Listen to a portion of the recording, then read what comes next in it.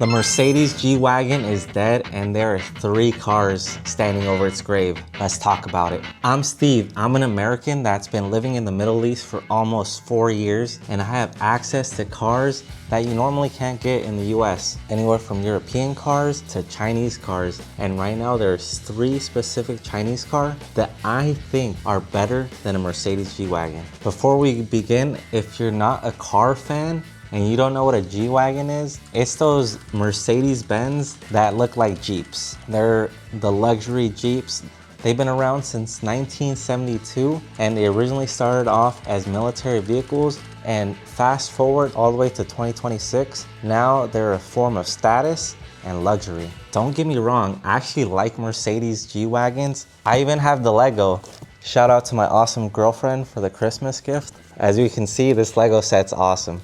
And so is a real life car. One day I hope to even own one because they're pretty awesome. The current official name for the Mercedes G-Wagon is the Mercedes-Benz AMG G63. That's the one the songs are about, everyone owns, the celebrities, the business owners. That's the one you'll see. But I would say there's about 3 main versions. There's the G500, which is the cheaper, smaller engine.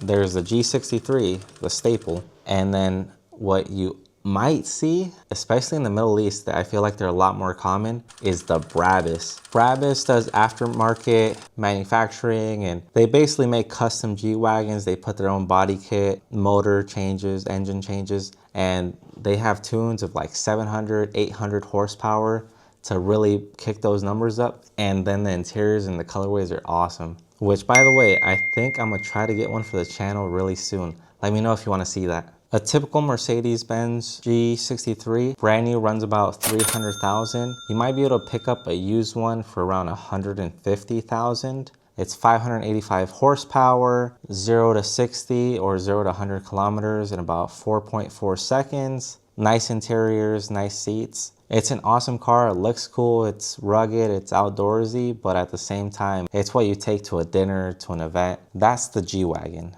But now I'm gonna talk about the 3 cars that I think might take its place as the new competitors. The first car, number 1, the Yangwang U8 by BYD. I actually had the pleasure of seeing this car at a car show back in November, and this car is massive. And my very first impression of it is I was blown away that it has 3 screens.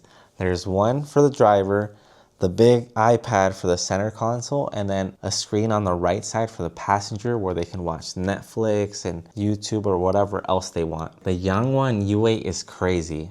Get this right. It's about half the price of the G-Wagon, around 180,000 USD, and it has 1,200 horsepower, 0 to 60 in 3.6 seconds. That's ridiculously fast for how big this car is. Next up, when it comes to new cars, the operation is measured in tops. Trillions of operations per second. The Yangwang U8 does over 500 tops, while the G-Wagon does less than 30 tops on the old legacy system. Now this is crazy because with Yangwang you have NVIDIA chips. If you know anything about NVIDIA, they're taking over the AI space, and specifically with making the GPUs, the graphic processing units. So what this also goes hand in hand with is the Yangwang also has 3 LiDAR sensors that literally measures the outside, the distance.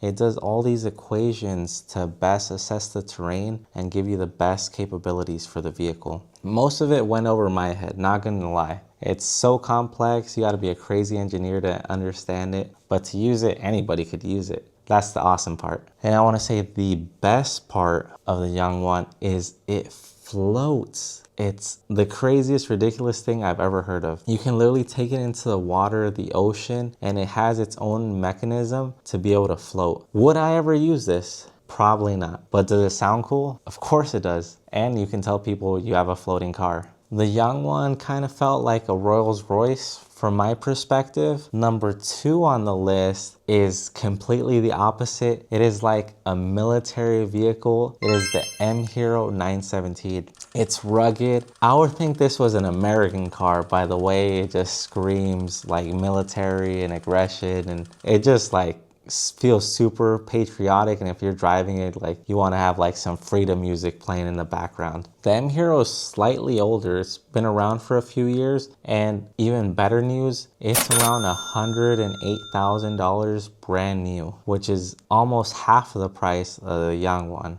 Once again, it's over 1,000 horsepower. This car is 1,088 horsepower. These numbers are just ridiculous. It does it with a hybrid system. Most modern cars on the road, if it has over 300 horsepower is rare, so 1,000 is just insane. It does 0 to 60 in 4.2 seconds. This one has about half of the top speed, coming in around 250, and it has one LiDAR sensor. The craziest part about this car, if you pay $14,000 extra, you get a drone. A drone comes with the car, and you can use it to scout ahead. You can deploy your drone from inside the car, and it can go ahead and do recon. And then it does all the recon. You can see it on the screen on the car, and then when you want to, you just call it back to the truck. Isn't that insane? I've never heard of any other car able to do that. What if I do my Corvette like that? What if I just buy a cheap DJI drone and do it with the Corvette?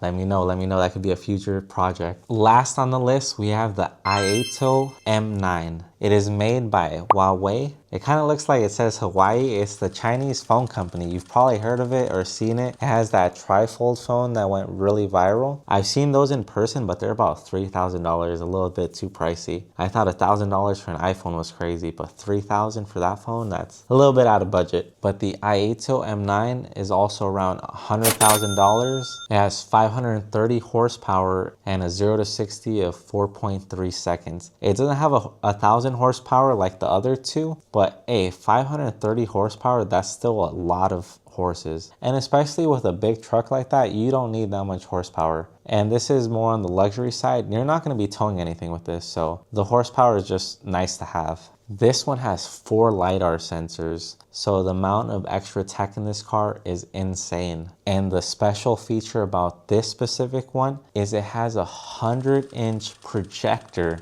You can literally park your car, put it up against the wall, and put your favorite movie, and you can just chill out there or make it like a drive-in movie. That's insane. And if that's not enough, it has a drop-down projector screen for the people in the back seats. Like, that's peak living. You get your chauffeur, you get your brother, your sister to drive the car for you, and you go in those back seats and you put on a movie for $100,000. Let me get 3 of them right now. I don't even have that much, but I need 3. So those are the 3 cars I think are the new competition for the Mercedes G Wagon. If I were to boil it down, I would say the G Wagon is like a Rolex. It's timeless, it has value, it has status, and it looks nice. And it's well built. I would say the new Chinese cars are like Apple Watches. They got a lot of tech, they got a lot of features, they're relatively affordable, and they could be luxurious depending on how you view it.